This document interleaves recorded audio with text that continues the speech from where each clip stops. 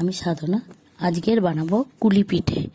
এখন পৌষ সংক্রান্তি পড়ে গেছে, এখন নানা রকমের পিঠে বানিয়ে খাওয়ার সময়। প্রথমেই আমি চারটে নারকোলকে গুড় দিয়ে একটু ছাই করে নিয়েছি। নারকোলের ছাইটা আমি করে নিয়েছি।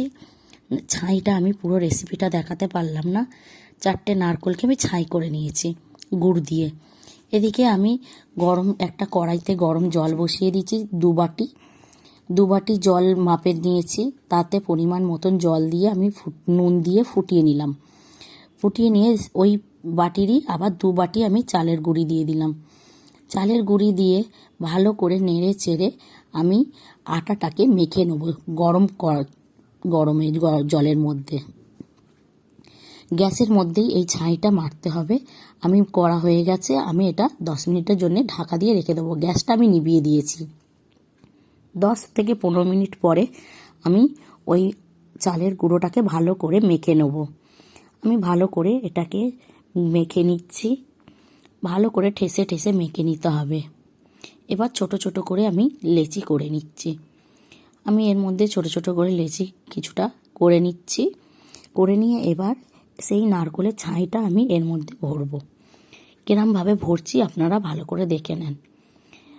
অল্প অল্প করে দিয়ে গোল করে বাটি মতন করে তার মধ্যে নারকোল দিয়ে আমি ভালো করে চেপে চেপে মুখটাকে মুড়ে দিচ্ছি।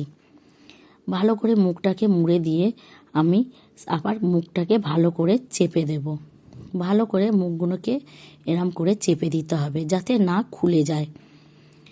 আমি ভালো করে এরমভাবে পিঠেগুলোকে তৈরি করে নিচ্ছি। আমি আরও একটা ভালো করে দেখিয়ে দিচ্ছি।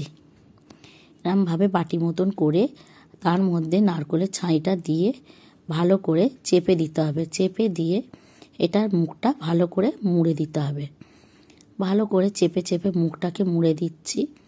দিয়ে এবারে এই মুখটা আবার ভালো করে চেপে দেবো। চেপে দিয়ে ভালো করে যাতে না খুলে যায়। মুখটা খুলে গেলে নারকোলটা বেরিয়ে যাবে, পিঠেটা খেতে স্বাদ লাগবে না। এরম করে আমি পিঠেগুলোকে সব বানিয়ে নেব। আমি পিঠেগুলো বানিয়ে নিয়েছি। পিঠেগুলোকে এবার আমি ভাপিয়ে নেব। ভাপিয়ে নেওয়ার জন্যে আমি একটা ডেচকির মধ্যে কিছুটা জল দিয়ে জলটাকে ফুটতে দিয়ে দিয়েছি। জলটা ফুটে উঠেছে।